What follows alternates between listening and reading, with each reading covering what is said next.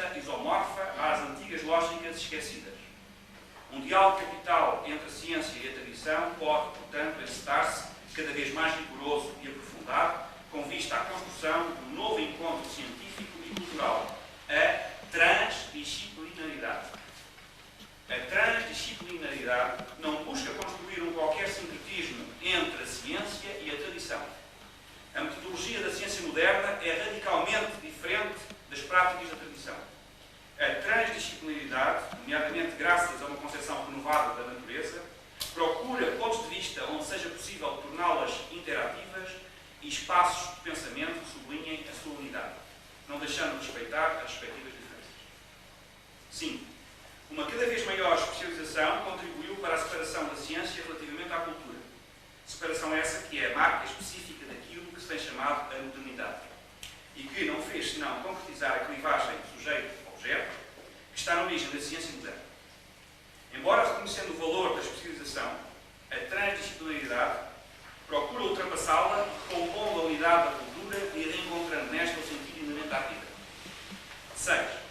Por definição, é impossível existirem peritos em transdisciplinaridade, mas tão somente investigadores animados por uma atitude de transdisciplinaridade. Toda a pesquisa transdisciplinar apenas pode apoiar-se em atividades como a arte, a poesia, a filosofia, o pensamento simbólico, da ciência e da tradição. Elas mesmas entendidas na sua própria multiplicidade e diversidade. Elas podem conduzir a novas liberdades de espírito, graças a estudos, por exemplo, transhistóricos ou transreligiosos, a novos conceitos tais como a transnacionalidade ou a novas práticas transpolíticas, inaugurando uma educação e uma ecologia transdisciplinares. 7. O objetivo da transdisciplinaridade consiste em engendrar uma civilização à escala planetária, a qual, baseada no diálogo intercultural, se abra à singularidade de cada um e à inteireza do ser. Bem, este documento é um documento oficial. Eu posso depois fornecer cópias a quem desejar. É um documento oficial da Unesco, produzido no dia 6 de dezembro de 1991.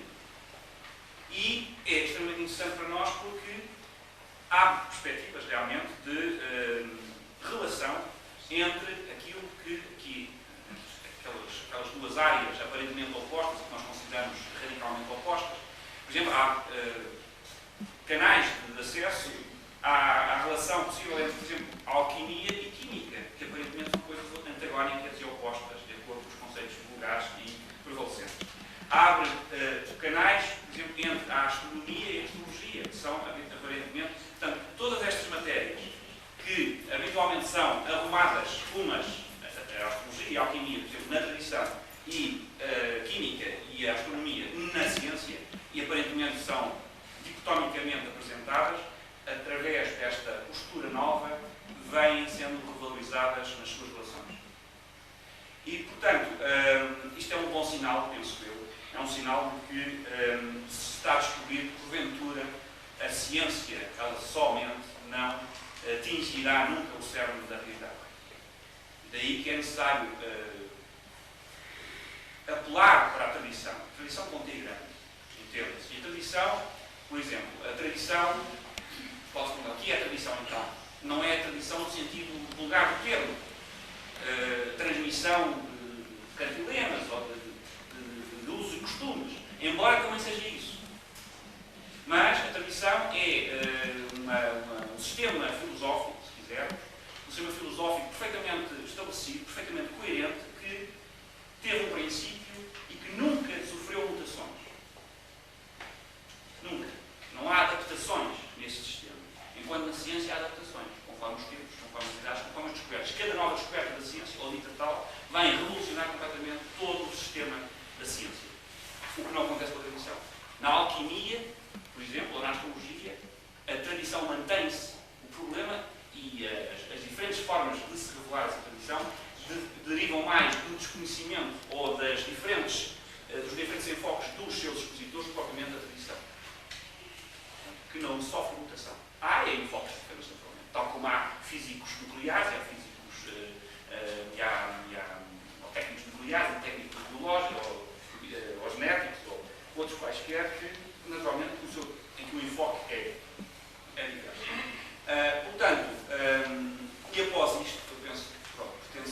uma introdução, um enquadramento, uma justificação do porquê desta exposição em Mafra também. Nos interessa, sinceramente, esta nova perspectiva, interessa-nos sinceramente, acho que é uma perspectiva de alternativa e eu penso que a nossa aposta é nisso, porque as vias vulgares, as vias institucionalizadas até hoje, estão a mostrar-se falíveis e cada vez mais falíveis.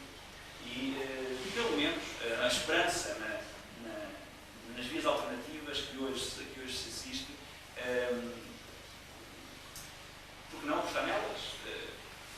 Acho que é essa a nossa postura e cada vez mais será, porque assistimos constantemente à falência das explicações institucionais. Ora, depois disto, e se não há nenhuma, se houver alguma questão que queiram colocar, fazem por favor. Se não houver, o Sr. Estevão Miranda fará por favor, de nos conduzir através de um tour, não é? Fazer um tour da exposição, de forma a que as peças, que algumas delas são realmente muito estranhas para nós, não sei se há algum químico presente ou alguém que esteja habituado a trabalhar em laboratórios onde algumas dessas peças, porventura, possam existir, mas mesmo que haja um químico, há peças que ele, com certeza, nunca viu, ou pelo menos viu só nos livros, ou nos manuais e que estão utilizadas habitualmente pelos laboratórios químicos. Portanto, o Sr. Estevão Miranda faria o favor de nos conduzir e, naturalmente, eu, no meu caso, e penso que o senhor também, estaremos à disposição para as explicações que for necessário dar, desde que, no meu caso, eu esteja habilitado a fazê-lo. Penso que também, no caso do Sr. Estevão Miranda, isso acontece. Não se trata de esconder nada aqui, trata-se de não poder dizer algumas coisas também. Portanto, vamos ter em consideração isso. Não é uma questão de segredo pelo segredo, é uma questão de podemos utilizar o termo no seu sentido exato.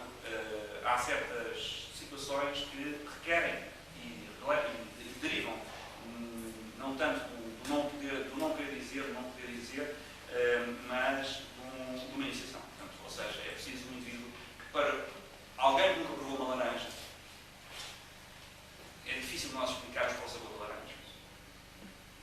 Portanto, é preciso provar a laranja para saber o sabor desse paladar. Neste caso, estamos a fazer um teste. Pronto. Realizam-se muitas operações. Isto não serve apenas para uma operação. É claro, e as consequências são quase infinitas. Por exemplo, tem aquela lesão, é um sulfato duplo de cobre e ferro. Ora, dali se extrai um produto, se extraem 3 produtos, que depois são separados e tratados independentemente. Depois são combinados. E já não serão aquilo, serão qualquer coisa de absolutamente diferente. Mas passa-se deste aparelho para outros aparelhos. De forma que é muito difícil explicar a função exata de cada aparelho, tem muita aplicação. Isto são medicinas do reino vegetal, consequência, portanto, de um trabalho realizado não com estes aparelhos, mas com outros que depois veremos. Isto são cadinhos, como toda a gente sabe, servem para a fusão de sais, de metais e essa coisa toda. Isto são cristalizadores, não é? Aquilo é um aparelho muito especial, muito curioso, que serve para fazer talvez uma das coisas mais difíceis em alquimia, que é aquilo que se chama o vinagre das montanhas, quer dizer, é um ácido que se extrai no antimónio. O antimónio é uma peça que está aí atrás, não é? Isso é uma folha de antimónio que não resultou lá muito bem, para isto não era esse o fim, mas é exposta aí para que a costura e o antimónio vejam e saibam. Em face tem uma pastilha. Essa pastilha foi feita pelo mestre, é o mesmo. Quer dizer, poucos alquimistas serão capazes de fazer o que aí está. Somos capazes de fazer qualquer coisa que aproxima, mas isso exatamente é muito difícil. Isso contém aquilo que alquimistas se chama o enxofre alquímico. Esse encarnado, que se vê perfeitamente bem, à transparência. Se o colocarmos frente a uma lâmpada, vê-se um encarnado grupinho, uma beleza extraordinária. Atrás temos, portanto, o bloco de antimónio, de onde sai uma quantidade de matérias. É claro, descrevê-las todas, passaríamos aqui horas. Acho que podemos passar um outro. Dark Preve. A arte breve é um processo alquímico que foi conhecido de muito poucos alquimistas, no entanto era conhecido já dos etruscos, que há 3.000 anos, enfim, habitavam na Itália, a partir de Roma até à Sicília, e eles eram já capazes de manejar o raio. É o que faz o alquimista da arte breve, e por isso utiliza estas coisas. É claro que os etruscos não conheciam isto, e arranjavam então o processo de escolher uma rocha muito dura, geralmente era o quartzo, e no quartzo abriam um ovo como este. Ligavam-lhe 2 eletrodos, por sua vez estavam ligados a um cabo elétrico, a um cabo de ferro, que ligava uma espécie de para-raio. O alquimista fazia ele mesmo, não é? Então, depois da matéria estar lá dentro e devidamente selado, esperava-se que o raio caísse e o raio transformava a matéria. O processo é sempre o mesmo. Depois dos etruscos conhecemos 3 mestres, pelo menos, que conheciam perfeitamente bem a arte breve, que é de uma complexidade que ultrapassa o próprio alquimista, não é? É bem, estes aparelhos servem para isso. Aqui tem, por exemplo, aquele líquido que ali está, é uma consequência disto também. Isto é um sal de cozinha, é sal de mar ou purê de sódio, que vem da Sardenha, que serve para muitas coisas. Não é? Aqui esta é também, chama-se uma retorta de Glauber, porque foi Glauber que as inventou, não é? Que serve para a mesma coisa que aquela, não é? Serve para muitas coisas, para destilar sulfados e outras coisas mais. Isto chamam-se aparelhos de circulação, gêmeos, não é? Alquimistas muitas vezes têm necessidade de fazer circular a matéria. Portanto, há uma parte que é aquecida, a outra fica fria, não é? A matéria entra por um lado e sai do outro, volta à origem. Ali é um aparelho muito esquisito, que eu mesmo não conheço muito bem, recriar as peças desaparecidas. Então aqui há aí peças que eu mesmo conheço mal. Esta é uma delas. Isto chama-se o forno de Praga, serve para extrair diretamente do nitro do ar. Não é um processo alquímico, é um processo científico. Isto em 1935 já os americanos faziam. Isto é claro, aqui dentro há uma descarga elétrica, a voltagem é de 9.000 volts, há uma descarga elétrica a todos os momentos e por cada descarga elétrica forma-se um nitrol-sulfato ou o acetato de potássio, se quiserem. Extremamente puro, mas fica a um preço, qualquer coisa, como 150 pontos, as 100 gramas. Portanto, estão a ver? Nós preferimos o nitrato, quer dizer, o acetato de potássio, que nós mesmos fabricamos. Isto é uma extração de óleos, é um princípio extremamente simples, qualquer pessoa sabe fazer.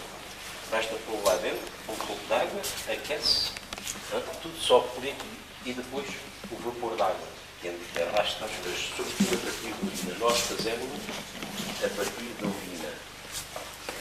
Bom, isto são pequenas retortas de ensaio. Isto é uma peça muito misteriosa. Não sei se vos deu a falar isto. Vamos lá para este lado. Ali é um aparelho muito curioso que facilita muito o trabalho do alquimista. Quando a gente tem, por exemplo, um corpo que é separado os vários princípios que o compõem. Evidentemente, esses princípios não têm todos a mesma densidade, mas são estes corpos. Aplicando uma temperatura muito bizarra, o que é que vai acontecer? Neste primeiro, sai o que é mais pesado. Neste segundo, o que é menos pesado. E no terceiro, o que é menos pesado ainda. Portanto, rapidamente o alquimista separa, na verdade, por ordem de densidade, os corpos, os elementos que compõem. Isto é um vaso que nunca foi mostrado em público. Os vasos mais misteriosos da alquimia. Mas dá uma ideia, por exemplo, a ciência estudou durante dezenas de anos o orvalho. Procurar. Estudou o orvalho.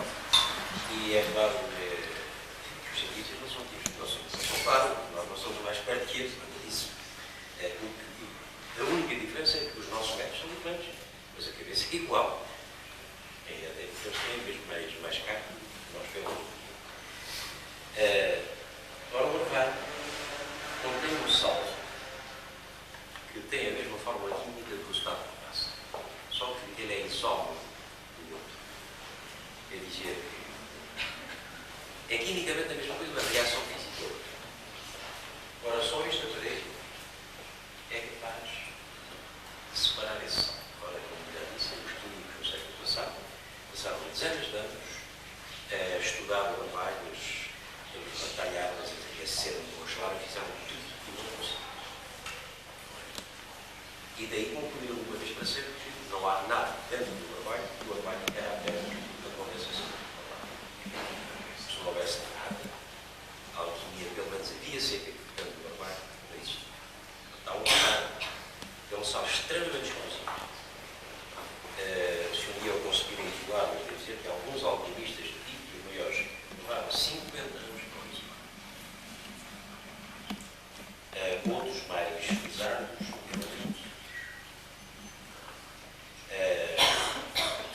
eu se lá cheguei, não fui eu que descobri que é assim. Estou convencido. E estou convencido que mesmo aqueles que levavam 50 anos foram bons. Portanto, faça-se deste caso. Ainda que haja um processo muito simples, muito racional. Mas são coisas que a gente sozinho não sabe. Se não houver um gasto, a dizer em termos. Bom, aqui é uma retórica. É uma retórica. E o seu valor do processo da cidade. Aqui é um ciclo que desapareceu há muito tempo, que é extremamente útil. Foi o José que trouxe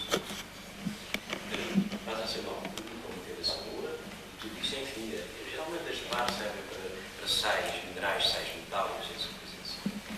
Isto chamam-lhe tocha infernal, não é? Serve para muita coisa, isto é também uma extremamente alta. Pode ser também utilizado para o plasma. A propósito do plasma, digo desde já não sei fazer. Eu só conheço uma pessoa em todo o mundo que é capaz de fazer. Eu não sou isto. A ciência consegue fazer plasma, o chamado plasma quente. Basta evidentemente fazer passar uma corrente elétrica, não é? Sobre um fio, ele mesmo isolado uma pula com um gás fraco, neon, por exemplo, e provoca o plasma, que é aquela incandescência, aquela luz que a gente não pode suportar. É bem, esse não presta para o optimista. É o plasma frio, que é realmente a grande preocupação da ciência. Há mais de 50 anos que eles não gastem somas fabulosas para o conseguirem e eles não conseguem. É só o Zé que consegue. Evidentemente, a coisa é tão importante que mesmo a nós, ele dá a coisa a conta de vocês. Mas tudo não é assim. Se eu não disser tudo pintinho, não é. Como é que se chama isto? Deixa-se aberto assim para a pessoa ver. A princípio é quase que é todo fechado, isto em cima tira-se e depois, é claro que tira-se a peçazinha. Isto é chamado um conjunto de régua. Isto serve exatamente para purificar o depósito. Debaixo dela, que hoje está transformado numa cisterna, para o único local onde usavam e fogo. Então reparavam fogo determinadas matérias, para extrair delas naturalmente as medicinas. Ora, há prova disso na documentação do convento e há prova de que também há obras sobre a matéria, sobre a chamada medicina hermética. E os conventos, até o século XVIII, até o final do século XVIII, eram os principais produtores de certos remédios que eram conhecidos como remédios de segredo, porque a sua forma era secreta.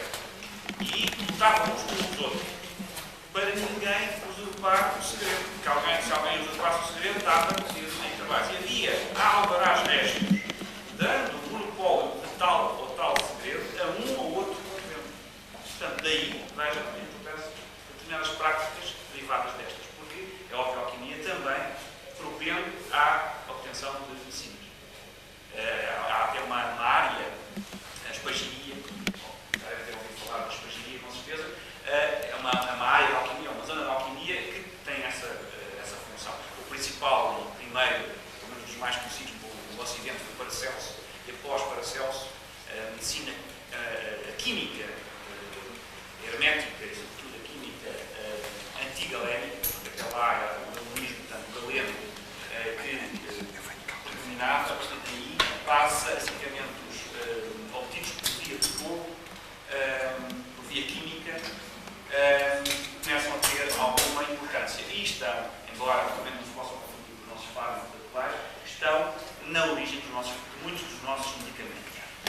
duração muito mais alargada. Daí também a importância da química chamada da farmácia hermética, ou da química hermética farmacêutica, para o desenvolvimento da farmácia.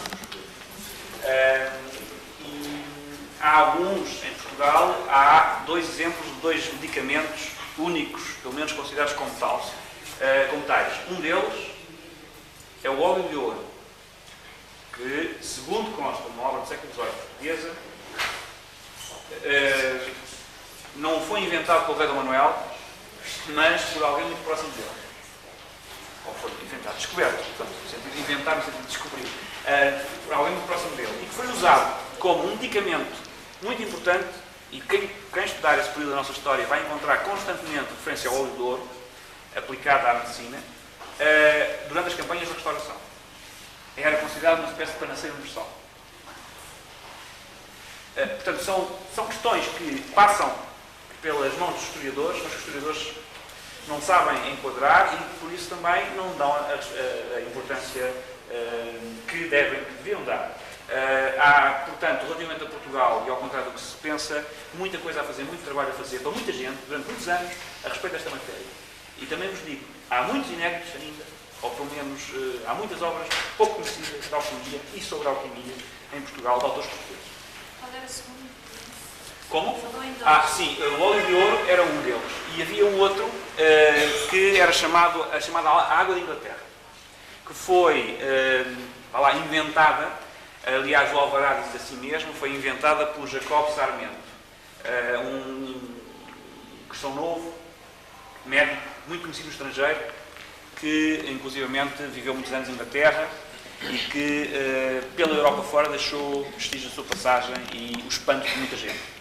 Só para vos dar mais um apontamento interessante, um primeiro-ministro, escrivão da puridade do rei Dom Afonso VI, também se dedicou à alquimia e foi considerado na corte de Savoia e em Inglaterra, onde o rei de Inglaterra, casado com a Dona Catarina, filha de Dom João IV, também era alquimista, foi considerado, era chamado de primo, pelos, de tal maneira era familiar, pelos conhecimentos que tinha na matéria e da forma como ele os transmitiu pela Europa fora.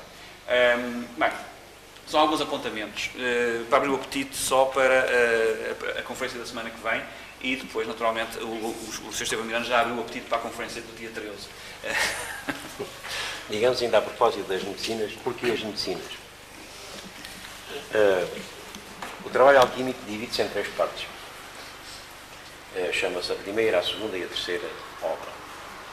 Ora, digamos que a primeira parte da alquimia é acessível a qualquer pessoa. Não há qualquer problema, é absolutamente acessível. A partir da segunda obra, não, absolutamente inacessível. Porque não é qualquer coisa que dependa da inteligência. Se a alquimia dependesse de inteligência, há muitos milhares de anos que o homem teria resolvido isso, visto que tivemos homens fabulosamente inteligentes, que praticaram alquimia, mas não foram longe. Portanto, a alquimia é qualquer coisa que depende da consciência e não da inteligência. E, particularmente, de uma iniciação. Portanto, o trabalho a realizar é qualquer coisa de extraordinário. É inimaginável. Portanto, o alquimista tem necessidade de produzir medicinas, são energéticos extremamente poderosos, sem os quais ele também não vai longe. Mesmo que a pessoa coma 3 quilos de carne por dia, não é suficiente. Tem que ser uma energia muito particular, só as medicinas, particularmente as medicinas metálicas, podem fornecer. Essa é a função. Há outra função extremamente importante, que é curar os necessitados. Só que hoje, poderão dizer, então, a alquimia não se manifesta. Não se manifesta porque hoje os hospitais, e a ciência mesmo, descobriu coisas extremamente importantes que conseguem curar e tratar, enfim, com muito menos dinheiro, na verdade, que o preço a que ficam as medicinas alquímicas. Por isso é qualquer coisa insuportável. Antigamente era mais fácil, porque o alquimista tinha 4 ou 5 lacaios ao serviço dele. Era uma coisa curiosa, não é? Para aqueles rapazotes, bom, não iam à escola, portanto, enfim, andavam sempre à procura de quem lhes desse um bocado de pão. Então o alquimista punha 3 ou 4 rapazotes, distribuía as tarefas e dava-lhes de comer, vestia-os, calçava.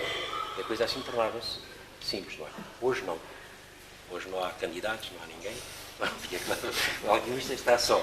E por isso, enfim, tem que ter dinheiro para poder trabalhar. Mas a função das medicinas é essa. São os chamados dinamizadores também, Voilà.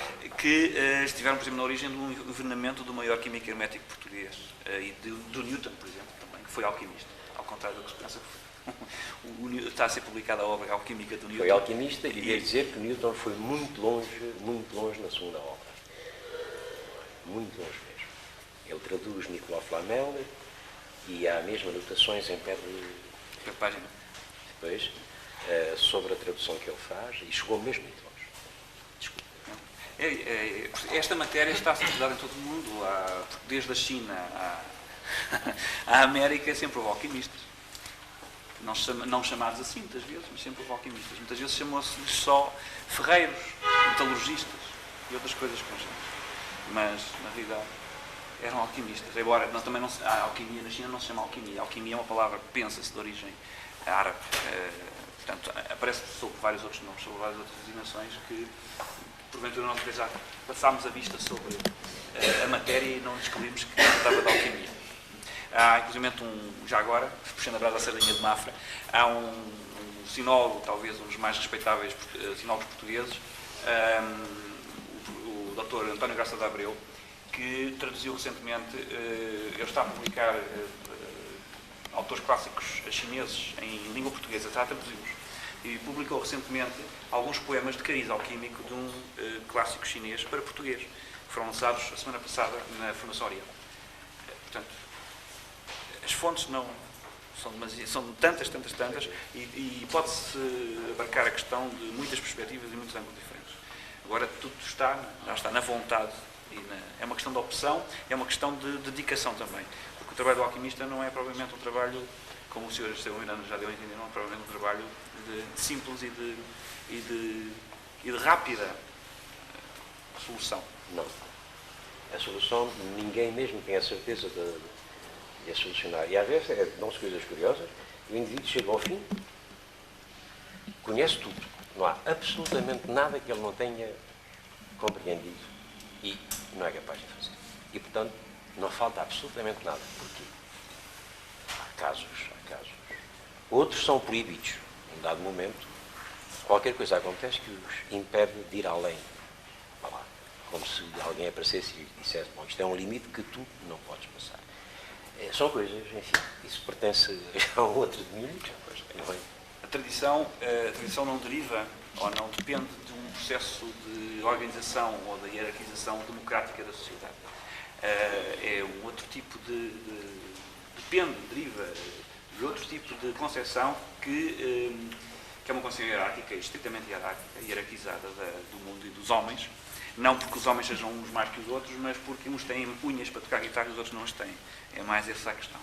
Cada macaco é seu gato.